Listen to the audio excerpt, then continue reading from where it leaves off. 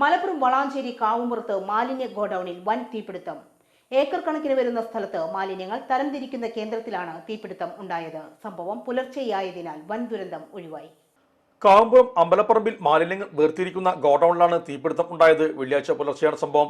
വിവിധ പഞ്ചായത്തുകളിൽ നിന്നായി ഹരിതകർമ്മ സേനാംഗങ്ങൾക്ക് ശേഖരിക്കുന്ന മാലിന്യങ്ങൾ തരംതിരിക്കുന്ന ഗോഡൌണാണിത്. ഇത്തരത്തിൽ ഏക്കർ കണക്കിനാണ് ഇവിടെ പ്ലാസ്റ്റിക് മാലിന്യങ്ങൾ കെട്ടിക്കിടക്കുന്നത്. ഇവയ്ക്കാണ് തീപിടിച്ചത്.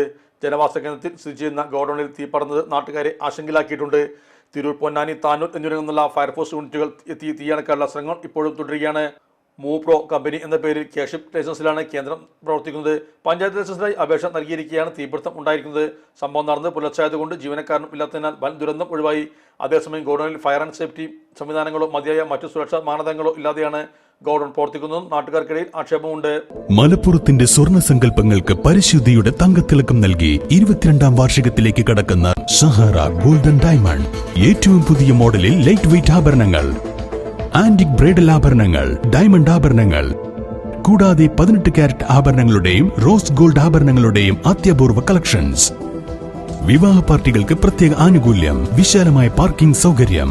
Sahara golden diamonds, Kottappadi, Malappuram. Phone 9744 912 916.